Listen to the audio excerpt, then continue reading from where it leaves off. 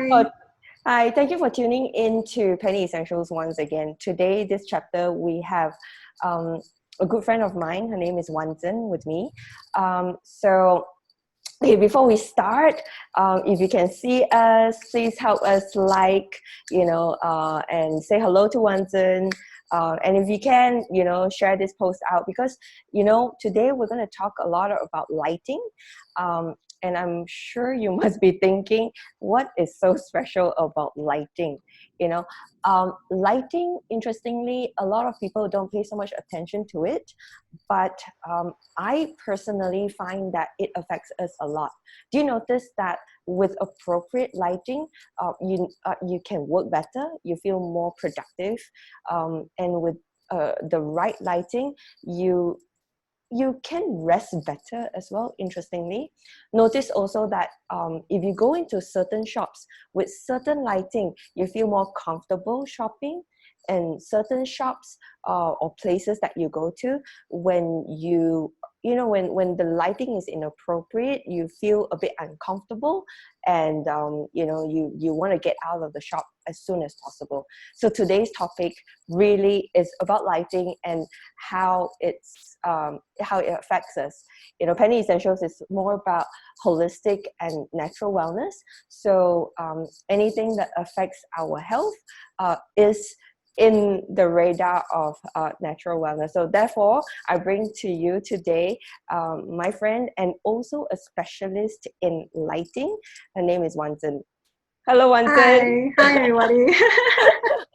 Thank you for joining us. Thank you for really, really taking this time and helping me out.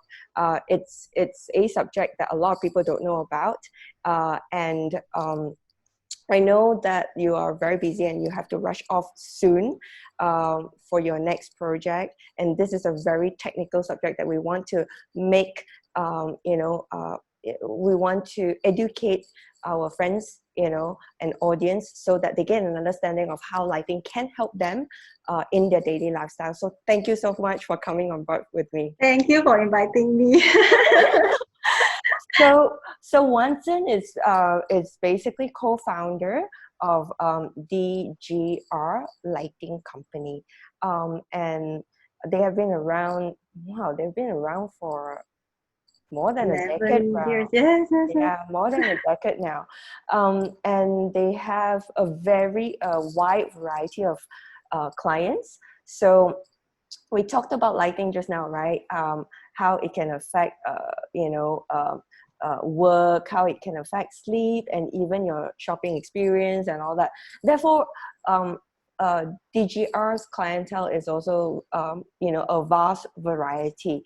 They provide consultations and even lighting planning and installation with development projects, commercial development projects, retail, F&B, groceries, hotels, infrastructure like airports, I would suppose, stadiums, highway, parks. These are the things that we take for granted.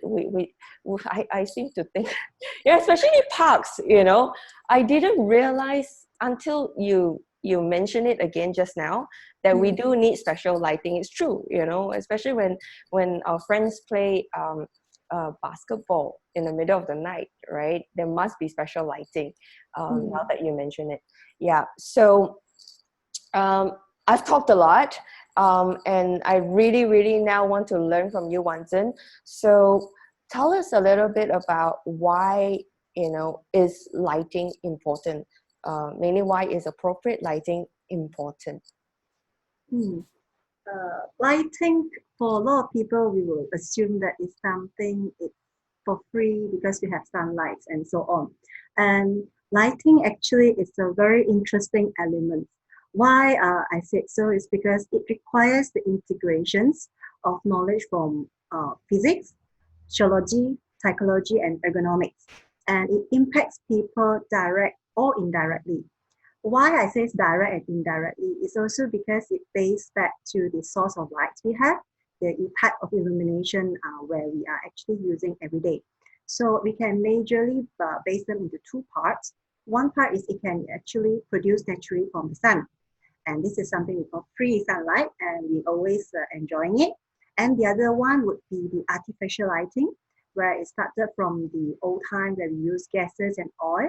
And of course, nowadays we enjoy it through the electricity. So it's the electric light source. So how it's important to us?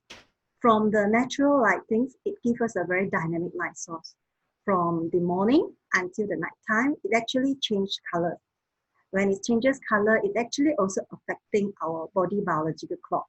That's why sometimes even though we don't switch on our alarm clock, but we still will be able to wake up, right? Yes. That's the one thing that's very amazing of the sun. Then the other one would be it's actually is our artificial lighting. Okay, because artificial lighting, it's something that we use a lot because of our current lifestyle. When we are actively outdoor, then we can actually have a very healthy lifestyle. We can actually help to have a very good circadian system because we're exposed to the sunlight. But however, when we spend most of our time inside the building, like especially now that everyone has to be at home, so artificial lighting become a dominant light source for us to view things, and it has a very strong influence on our ability to work and stay focused, especially in our house where we have a lot of disturbance. You know, we have a bed, we have TV, you know, a lot of distractions around. So we need a very correct lighting where it has the balance between the natural light source and also the artificial lighting, where we can avoid visual discomfort and delay our eyes fatigue so that we can have perform our tasks better. Oh, can I just pause you there a little bit? So if wrong lighting that we use, if we use the wrong lighting, it means that our eyes will get tired easily. Yes. Just Right. now you mentioned when we walk into sometimes the shops or open space that you feel very fast, you get tired, your eyes get fatigued. Actually, it's the signal that our body is amazing. From the outdoor sunlight, it's more than 100,000 lux level to our indoor where now, actually we're chatting on our table, probably about 300 to 500 lux. Our eyes still actually working amazingly. So it can actually sense the flickering through the light source that we are using, because artificial light source nowadays mostly are on LED. It's a digital lighting. So when it comes to LED digital lighting, we have this how to say flickering index that we need to consider. Right. So this flickering index will actually make us tired. Our eyes get fatigued easily. If the flickering index is too high, then our eyes will tell you, I'm tired. Yes. Right. So okay, then I just extend it a little bit, yeah. Sometimes I might even get headaches. Could it be the wrong lighting as well? Yes, it might be. Because if let's say we are walking in a very big space and the contrast of the lighting is too huge, we might experience some tunnel effects, for example, or you already feel uncomfortable, plus the flickering fatigue of the eyes, and also the contrast of the lighting is so strong when you walk a very long way, you will get how to say, you feel uncomfortable and your headaches because you need to stress up. Your body needs to be tense up to perform the task, whether to view things or to read things or to look for people because you're at an open area or at a place. So that's actually affect us a lot. Wow. Okay. Thanks for the clarification. Sorry, I stopped you there. It's okay. Okay. So maybe we can move on to a little bit of even example if you have, right? Yeah, so because you're talking about the importance of natural light source and balance it with a good lighting, you know. So perhaps we go step right into examples so that our audience can relate to it.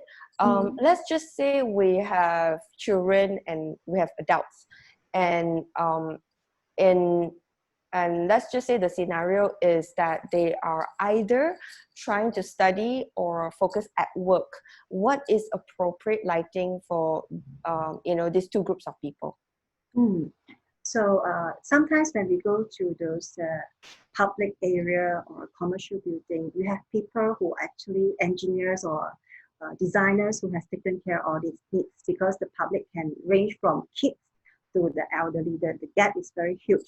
So in our house nowadays, also in Malaysia, we have kids and the elderly staying together. This is our Asian culture. Yeah. So for us, that I would like to recommend is uh, when we use a lighting in our house, we might need to look into a few important points. There are many points, but I group it into 3 points that is very important.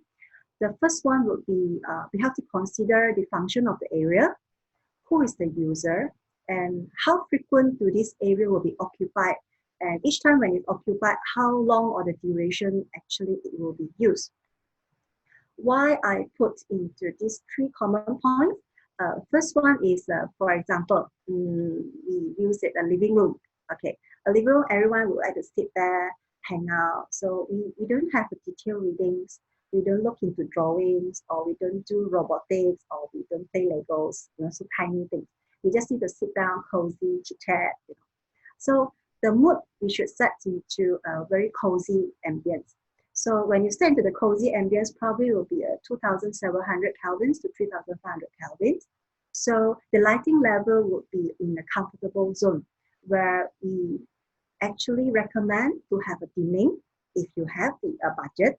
So we can dim to your personal preference, because a house, a home is supposed to be a place that you can personalize it to your own comfort. So this one you can actually consider if you are doing for a house. Then if we move on to next area to our play in our house, usually would be our working area or working table, or where the kids can study. So once you want to have a focus, for them to focus, it's important that we consider the lighting, CCT, with the color temperature, not towards cozy. Else you set the cozy mood, just a hotel warm light, then you start to feel, I want to rest, you see. Then you need a coffee. You need something smells to make you refresh yourself. Something like your essences, all that you actually recommend to me, the peppermint works really well. So you can actually mix it with the good lighting. For example, you set it to 4,000 Kelvin and above. Why? Because the lighting level not just play a part, but also the CCT, the light spectrum, will actually stimulate our hormones. So when you set the CCT just to 6,000 Kelvin or 4,000 Kelvin to some personal preference, then you will actually get yourself more energetic. You can stay focused longer. Right. Yes. I was about to tell my audience that I would diffuse peppermint, or sometimes I will actually diffuse peppermint and lavender when I work. Okay. Yeah, and it keeps me more energized, and I find that I can actually stretch my productive hours longer. Obviously, for me, my work table, my preference is I like natural light. So my work table is basically by the window where natural light can come in. So I use a combination of light and then basically scent to help me be more energized at work. Yeah, thanks for sharing that. But I love that idea, because it's the senses in our body, the visual, the smells, all these are perfect combinations. It really works well. wow. So, a lot of people, especially Asians, yeah, they would make sure that in the study it's white light. So when you're talking about just now, the light, right? Is that more towards white? Yes, yes. Because also, not just because Asian preferred, but the study also said so that if we, for example, probably it's not so related, but people might feel that, especially if you go into a factories where they need a lot of details and the productivity need to be at a high speed, and you need your workers to be alert so that they will not fall asleep or they get fatigued too fast, then they will injure themselves. So in a factory, we do have a lighting recommendations. We have rules to follow for the lighting level so that they can perform the task safely, to guide them through. And the lighting level, not just high, but also the color temperature is also has to set at the right one. Yes, to keep them actually Okay. productive. Okay. Well, Mm. that's very good information. Yes, please go on. Don't let me stop you over there. I'm learning a lot. We are sharing, we are sharing. So let's say then someone will say, oh, the working area, my kids is used for reading. But at night, my mom, which is the elderly, probably also want to have that space for her to do some readings. So how? Then that will also, the next thing we have to consider, which is the user. That's why the first is the area and second one is the user. For the kids, the children, their eyes are still very fresh and young. The lighting level they require is a lot more less compared to the elderly. When we age, when one day we are the elderly, we'll realize that our eyes actually no longer so sensitive, and we need a higher lighting level to perform a usual task that we used to think that I have enough lighting. So we have to consider for the elderly. And the elderly lenses also are less sensitive towards certain spectrums. So I would recommend for them who has elderly for the reading area, it's good to have something close to the current technology where we can actually have this human-centric lighting. We can have tunable white so that you can tune from warm white to actually cool white or natural white to the white color that is suitable for all range. So the elderly, when they use, they can turn it from more whitish, I would say more whitish, the easier to understand, and they can dim up so that the lighting level also increase. So when they do reading, they feel more comfortable. We would like to maintain the elderly lifestyle as much as we can.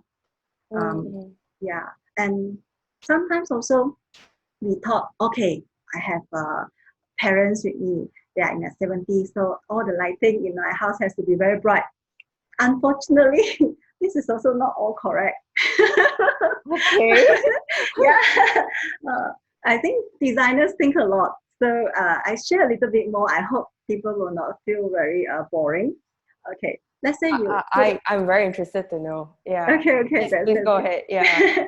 So for example, I know that toilet, for example, toilet will have a lot of wet tiles and so on, right? So I make sure the lights is very bright so that my parents walk in, they can see, they won't step on it and so on. We have one issue here. For the elderly, at night, they usually wake up more, right? They need to go to toilet. So if let's say we have the brightness intensity so high, once they switch on the light, they also very much awake. So they cannot They go back and cannot sleep. sleep. Yes. So we have another study, we call it a night light. So the night light, we control the lighting spectrum. Thanks to the current technology, we can choose the spectrums that actually work for the elderly, where they can see. They can see to guide them safely to perform the task at minimum visual needed, then without actually making them awake.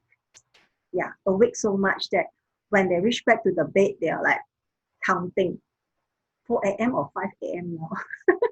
You see, so it can help them to go back to sleep faster. So we will not jeopardize their their sleeping quality, so that they can enjoy their next day's activities. They can for Tai Chi, they enjoy their life. So be concerned about the elderly lifestyles. So now that you talk a bit about sleep, right? Mm. Do we, like, as we prepare to go to sleep, right? As the day ends into the night, so I'm assuming that the kind of lighting levels to help us prepare the sleep mode also must change. Like in the morning we use more lights, more illumination, and more towards the whiter side, but at night I think we need to use more softer, gentle lighting. I'm just assuming that is that and I'm assuming that will help us with rest. Is that true? Yes, and the nature actually guide us or give us these hints very from the beginning. I have mentioned about natural lighting. It's actually a dynamic lighting. So you see, when it works up, it's in a very warm tone. Slowly, it gets a more whitish until the noon, where you need to be very energetic. You see, And then when come to the evening, it will actually start to turn to more warm, not yellow, but warm, to prepare you to tell your hormones to relax, it's time to soften down. That's how the whole thing works. So the human-centric lighting is actually uh, trying to help people to understand this and how to make use of this also in terms from using the current technology we have so that we can enjoy the lifestyle at the same time will not actually overstress our body and make sure our body when come to night time we use less handphone so that we have less blue light pollution as well as we don't have so much blue light or the very bright lighting to make us stay alert too much. We try to actually tone down ourselves, make sure ourselves to prepare to go to bed. Yes, you are very right. So the bedroom lights, the living room lights, especially at night, should really be dimmed into the warm kind of Cozy, lighting, cozy yeah. kind of light. Okay, waiting to and preparing for the rest. Yeah. Mm. So I actually do another thing as well. Mm-hmm. Whilst preparing for rest, well now at this moment, one of my favorite, because you did touch on senses, right? Yeah. So I love the olfactory sense a lot. For me, it helps bring into that mood. Mm-hmm. And I would actually diffuse Valor just like maybe about 10-15 minutes before I sleep. Mm-hmm. It just helps me get into the mood, calms me down, help me actually fall into Zen mode very quickly as well. Or just 10 and 15 minutes will do. Yeah, Wow, yeah, that's good. That's yeah. good. 10-15 minutes, and I'll just let the diffuser run throughout the night and it will switch off by itself. So I like that, because when I walk in, it's like the whole room is centered already, and then the lighting actually is also suitable for rest at the same time. That's really nice. I think I should try. Yeah, Should try. I'll recommend some for you for both work and rest as well. So um, I know you have to rush off. I thank you so much for spending time with us. One more thing before you go, uh, I'm sure those people who've heard you, they also want to know like how to get these lightings, right? Mhm. Like where to buy them, and maybe even if there's a quality code or something that they can look for. Mhm. Can you give them some advice? Yeah. Because lighting is also part of the essential goods, just like you go for grocery stores. So good. This is very good questions. How should I share? Okay, we put it this way. A good quality lighting product are actually comply to the boards on body such as CIE or CB certifications, etc. So things that we can use, not just the coding because it's too long to remember. So maybe when we go to the lighting shops or you towards your consultants during your projects and so on, you can actually ask them for guidance in terms of the product, whether it's compliant to photobiological safety, because you use at home, you want to make sure it's safe to your eyes and your body, and what kind of light spectrum they actually give out so that the color you see or the material you see that you have spent a lot on renovation, okay, you want to see is the nice most. So the light spectrum, the color rendering index, CRI, things like this, including the color temperature we mentioned, are up to the specifications that you require. So it's always good to ask your sales personnel, not just on the CIE CB, you also can ask them in terms of the safety standard, spectrum, GRI, and also your CCT. And if you have doubt, you can always choose the other way, where nowadays we had a smartphone on hand, so we can actually use the Serum apps. So you know that this product is scented, you actually can scan it. So if they have a genuine CM approval, then you at least you felt okay, it's safe to use because at least it's someone that has guided for us at the beginning first. So that probably can ease and help you throughout the shopping. Yeah. Wow. For me, I'm lucky because I have you. I'm just going to text you. Please answer my message. Yeah, good. I can help. Thank you. So, Wan Zhen, if they like to contact you, how do they Mhm. find you for Uh, advice? uh, okay. If you like to contact us, you may come to our website at www.dgr.com.my. We'll try to give our best support to you. Yes. Thank you. Thanks a lot. So, folks, remember to like this, what do you call this? Zoom Live, no, Facebook Live, and comment on it, as well as share it, because I think a lot of people should really know this basic information. A few things.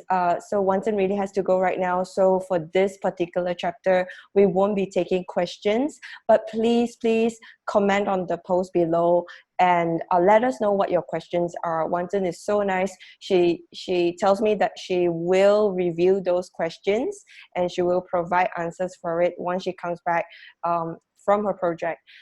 Another thing is this. What was I about to share? I can't remember right now.